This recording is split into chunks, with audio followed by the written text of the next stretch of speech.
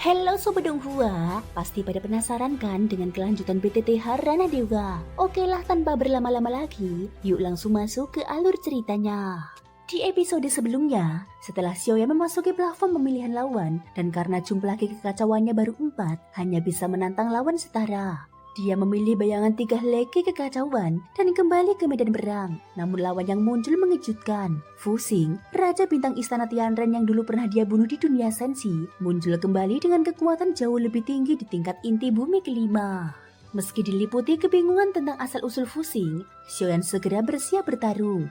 Dia memanggil pedang Dongji yang diperkuat Dingmu, melepaskan kekuatan pedang kuno yang mengerikan, dan membuka serangan dengan jurus 1000 bukit tebasan, menandai dimulainya pertarungan baru melawan Fu Xing yang jauh lebih kuat. Ini adalah salah satu dari sedikit teknik pedang yang dimiliki Xiaoyan. Dengan menggenggam pedang Dongji, dia dengan berani mengayunkannya menghadapi ki pedang yang mampu merobek segalanya. 3 serangan berturut-turut melesat keluar sambil bersiul, berubah menjadi gelombang ki pedang yang bergulung-gulung. Kekuatannya mengguncang seluruh medan perang dan sangat mencengangkan. Jurus-jurus ini jarang sekali digunakan Xiaoyan.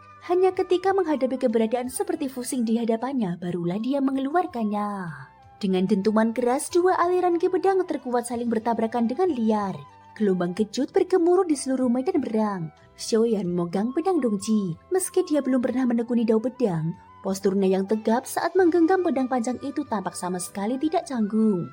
Dao pedang dan penguasa Qi memang berbeda. Terlebih setelah menghadapi Huachan dan kini Fu Xing, dia baru benar-benar memahami bahwa masing-masing memiliki penempaan dan jalur yang sama sekali berlainan. Dalam benturan itu, 3 serangan Xiaoyan semuanya hancur. Namun dengan berkat Dingmo dan pedang Dongji, pihak lawan juga tidak mendapatkan keuntungan. Melihat Xiaoyan masih berdiri tegak, batin Fu Xing terguncang. Pedang Dongji berdengung.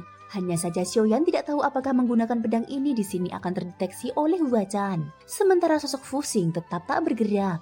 Tatapan kosongnya tak berubah sedikit pun. Dia kembali mengangkat tangan. Ujung jarinya memuntahkan kabut abu-abu, seakan menggenggam pedang tak kasat mata. Tidak memberi Xiaoyan kesempatan bernafas. Xiaoyan menekan paksa darah dan ki yang mendidih di dadanya. Gelombang jiwa dari ranah hampa mengalir keluar, bulat dan pekat.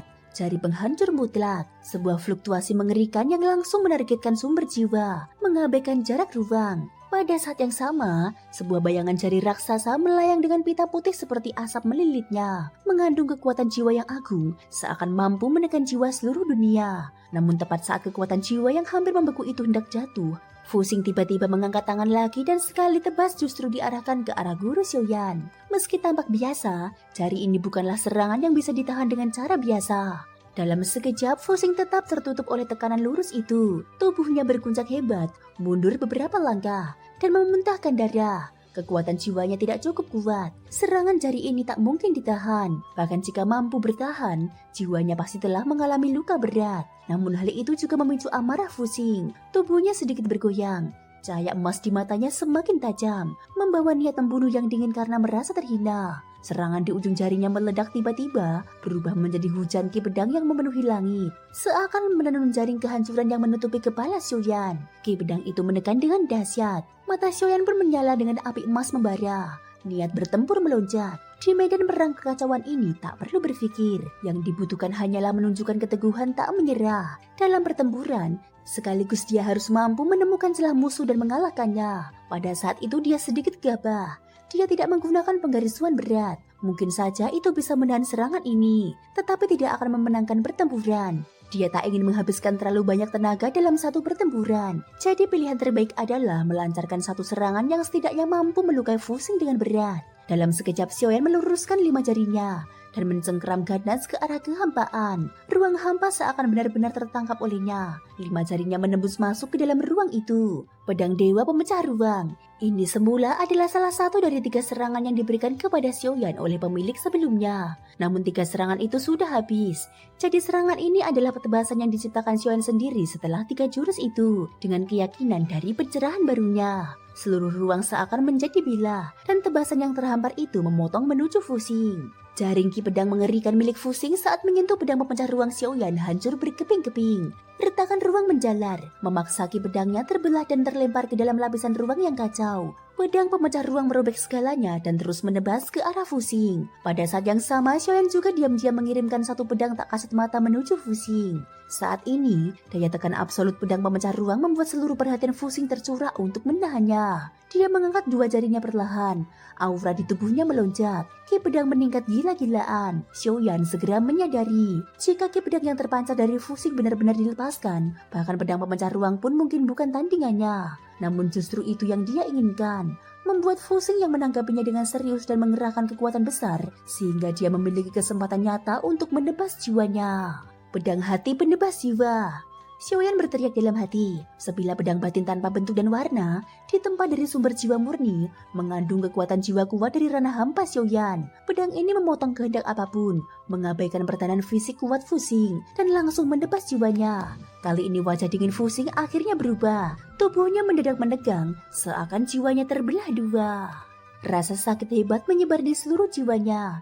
Dia langsung memuntahkan darah berulang kali, dan dengan paksa menghentikan pedang yang telah lama dia padatkan. Dan pada saat yang sama, pedang pemecah ruang telah menyelimuti Fuxing dengan kekuatan mengerikan. Ruang seakan meledak, seluruh medan perang kekacauan seolah hendak tenggelam. Sosok Fuxing lenyap, seakan telah ditebas menjadi abu terbang. Detik berikutnya, 3 aliran ki kekacauan mengalir menuju atas kepala Xiaoyan. Dari 4 menjadi 7. Alis Xiaoyan sedikit terangkat. Musuh memang kuat, tetapi untuk saat ini masih dapat dia tangani dengan relatif mudah. 2 kali berturut-turut dia menghadapi ahli tingkat kelima ranah batin, masih dalam cangkupan kekuatan tempurnya. Dengan terus maju mantap seperti ini dan perlahan mengumpulkan, hasilnya juga cukup baik. Medan perang kekacauan kembali menghilang, dan dia kembali ke plafon pilihan. Di hadapannya muncul lagi 3 bayangan hitam, masing-masing melayang dengan jumlah ki kekacauan berbeda di atas kepala. Xiaoyan sudah memahami bahwa jumlah ki kekacauan menunjukkan kekuatan lawan. Saat ini masih ada 1 bayangan dengan 3 ki kekacauan, 1 lagi tepat 7 dan 1 lagi ratusan, yang jelas tak memiliki kualifikasi untuk dia tantang.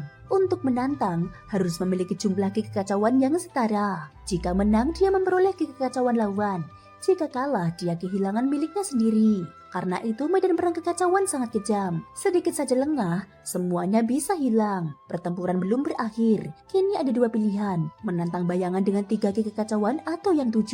Jika menang, jumlah ki kekacauan akan bertambah secara kelipatan. Cara tercepat untuk mengumpulkan. Setelah sedikit ragu, Xiaoyan dengan tegas berjalan menuju yang 7. Kemajuan stabil bukanlah yang dia cari. Di jalan sempit, yang berani akan menang. Ki kekacauan tampak penting, tetapi menurutnya justru sebaliknya. Ki kekacauan memang penting namun tidak sepenting itu. Jika ingin terus bertarung di sini dengan metode akumulasi berlahan, maka untuk mencapai ratusan harus menantang terlalu banyak ahli. Banyak ki kekacauan bukanlah standar mutlak untuk mengukur kemenangan atas lawan. Yang penting adalah berapa banyak ki kekacauan yang mampu dipadankan oleh kekuatannya saat ini. Yang harus dia lakukan sekarang adalah itu, menantang batas dirinya, melihat di antara 10.000 dunia ini. Peringkatnya berada di posisi berapa? Jumlah ki kekacauan memang mewakili peringkat, tetapi peringkat itu sendiri jauh lebih penting daripada ki kekacauan.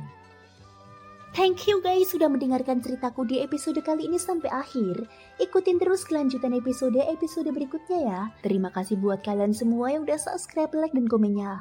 Semoga hari kalian menyenangkan. Sampai jumpa dan bye-bye.